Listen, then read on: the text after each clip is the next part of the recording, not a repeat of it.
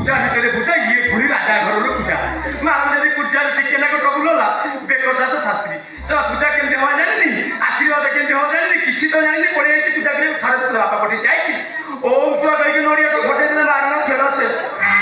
ଏଇଟା କିନ୍ତୁ ମୋର ମାନସିକ ନଡ଼ିଆ ନନା। ନନା ନମସ୍କାର। ସର୍ବାରିଷ୍ଟ ସୁଖିବ ଆଚ୍ଛା ନନା। ପାରାୟ ମୁଣ୍ଡାୟ ଆଖିପତାୟ ଆଖାୟ ନାକାୟ କାନାୟ ନିଶାୟ ଧରାୟ ଡାହାୟ ବେକାୟ ଛାତାୟ ବେଟାୟ ତଳି ବେଟାୟ ନା ସେଇଟା ନୁହଁ ଦି ଜଙ୍ଘାୟ ଦି ଆଣ୍ଠାୟ ଦି ଗୋଡ଼ାୟ ଦି ପାଦାୟ ଅଷ୍ଟାଙ୍ଗ ଶରୀରାୟ ଗ୍ରହ ସନ୍ତାୟ।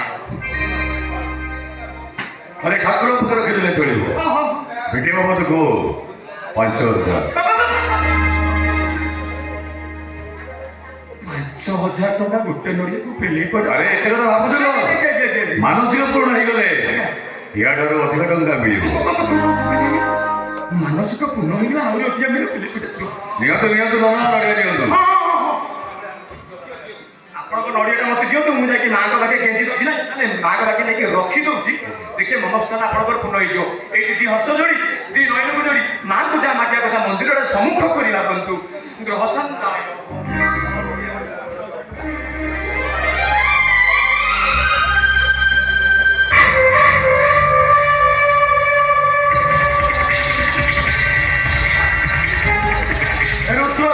ଅପେକ୍ଷାର ଅନ୍ତ ଘଟିବ ଖୁବ୍ ଶୀଘ୍ର। ସାଧନା ରାୟ ଚୌଧୁରୀ ରାଜାଘର ଝିଅ ପାଟକର ତଳେ ଘୋଡ଼େଇ ହେଇ ରହେ। କୌଣସି ବାହାର ପୁରୁଷର ନଜର ତାପରେ ପଡ଼ିନି ଆଖିରୁ କେବେ ଲୁହ ଝରିନି।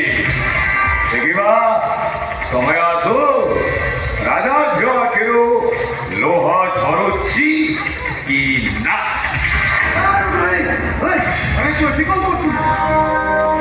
ବାବୁ ପରା ଗାଡ଼ିରେ ବସୁଛନ୍ତି ସେ ଯଦି ଏଠିକି ଆସିବେ ସବୁ ଗଡ଼ବଡ଼ ହେଇଯିବ। ଏ ସବୁ ଆଜ୍ଞା ବାବୁ ସବୁ ଠିକ ଅଛି ତ? ସବୁ ଠିକ ଅଛି ବାବୁ। ଆରେ ମନ୍ଦିରକୁ ଭଲ ଭାବରେ ଚେକ୍ କରିଦେଇଛି ତ? ସବୁ ଚେକ୍ କରିଛି ବାବୁ। ତା ଭିତରେ କେହି ବାହାରିଆ ପୁରୁଷ ନାହାନ୍ତି ତ? କେହି ନାହାନ୍ତି ବାବୁ। ମୋ ଝିଅ ଏବେ ଯାଇପାରିବ ତ? ଆଜ୍ଞା ହଁ ଆସିପାରିବେ। ହଁ ଠିକ ଅଛି।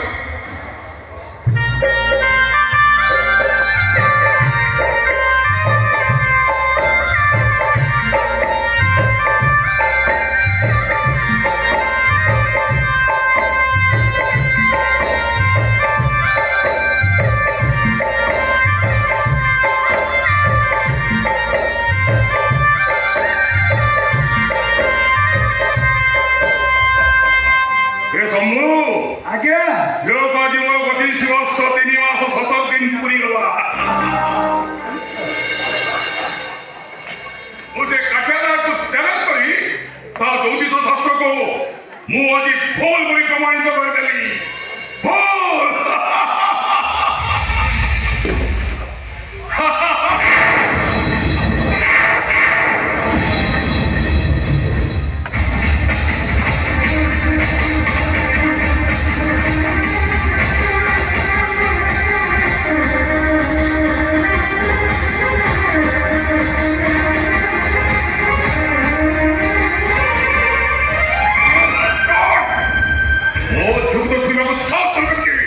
ମୁଁ